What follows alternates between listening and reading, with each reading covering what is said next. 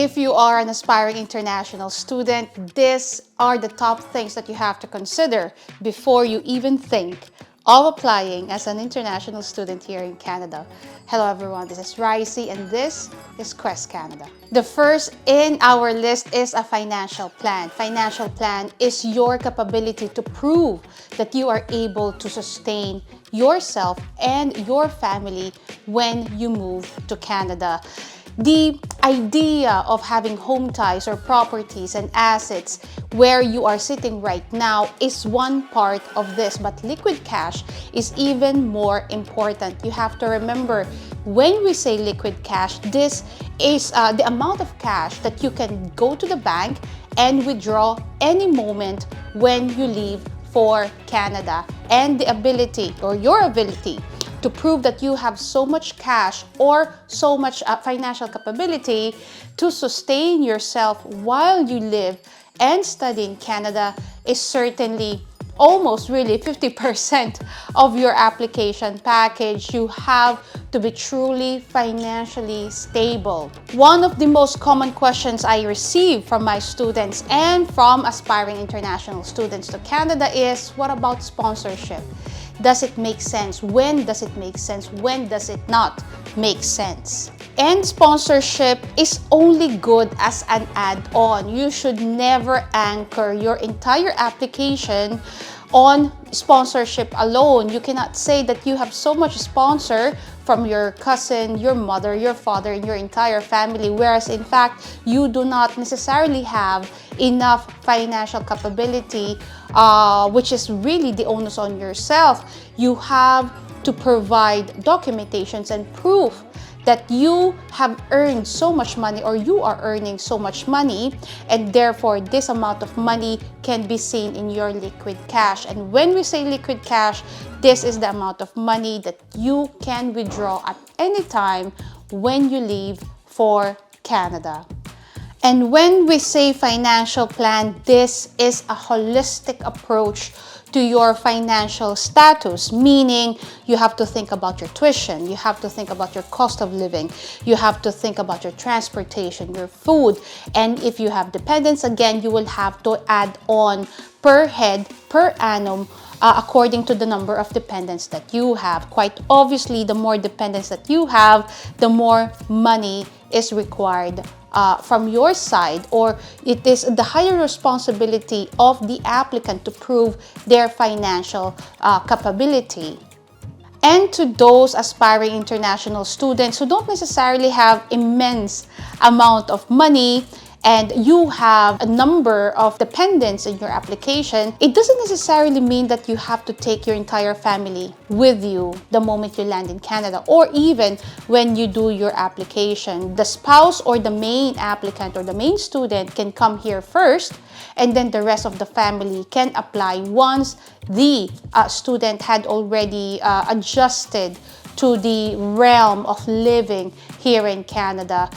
It is important that the main applicant or the main student had found or established himself or herself when it comes to apartment, when it comes to transportation, when it comes to community and network within the community itself. Therefore, when the rest of the family comes to Canada, then it is easier for the rest of the family to adjust.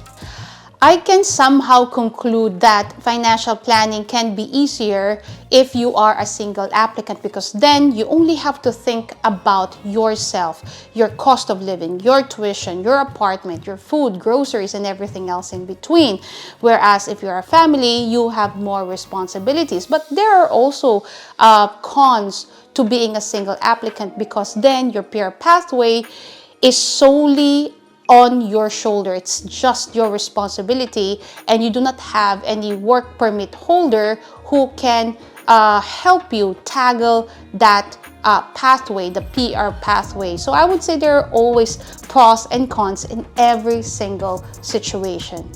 And talk about PR pathway, the second most important thing you have to plan for when you decide to come to Canada via study permit is your PR plan. And when I say PR plan, you have to make a thorough research of the various pathways you could possibly untangle even before you leave for Canada. There are various pathways that you can explore. Some people would think that only the possibility of having a company sponsor to apply for your PR is the main a way to be a permanent resident in Canada, whereas in fact this is not necessarily true, because there are programs by different provinces within Canada, and these provinces or this government can support your PR application. There's also the Canadian Experience class, which you can explore as well, and these are just some of the many pathways that you can explore. Now, in every single province, there are various PR pathways. For example, here in New Brunswick, there is the Atlantic Immigration Program, there is the Critical Worker Pilot Program, there is the Worker Stream Program, and so much more. And on top of those are the different companies that could possibly sponsor an international student. So you have to be aware of every single possibility in order for you to be a PR, and you have to understand the details, the ins and the outs, the pros and the cons of every single pathway, so that when you start your school here in Canada, you already have an idea on what trajectory you will take when you apply for your PR. And so if you are an international or an aspiring international student and you do not know how to jumpstart your journey, you are absolutely welcome to connect with us. That's info@questcanadaca.com, or visit our website. That's questcanadaca.com. And in that website, you'll be able to download various free information that hopefully could help you start your journey to being an international student. The third important factor that you have to plan for or consider really when you apply or when you decide to move to Canada via study permit is your physical and emotional stability. You have to remember, when you move here, you move everything. You will have to adjust. You will have to meet new people. You will have to have new friends. You have to blend in a community, and therefore this community becomes your structure as well.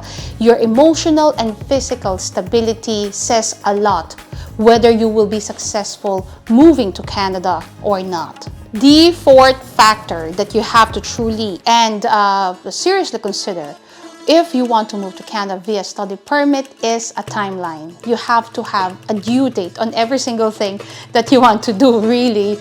And this is how I operate as well. If you plan, I read this comment by Elon Musk when he says, if you plan to clean your entire house for a week, it will take you a week to clean your entire house. But if you plan to clean your entire house for a day, then you will finish cleaning your entire house in a day. And that's how the time plan or the timeline works.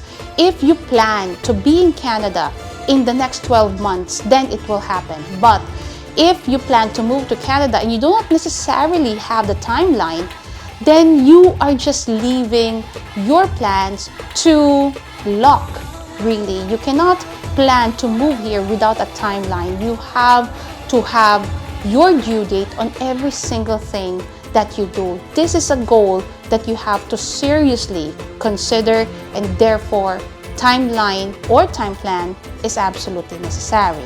The fifth factor that you have to consider seriously if you want to move to Canada via study permit is you need to establish your network, and you have to understand the community where, one, you will study at, and the community where you will live at.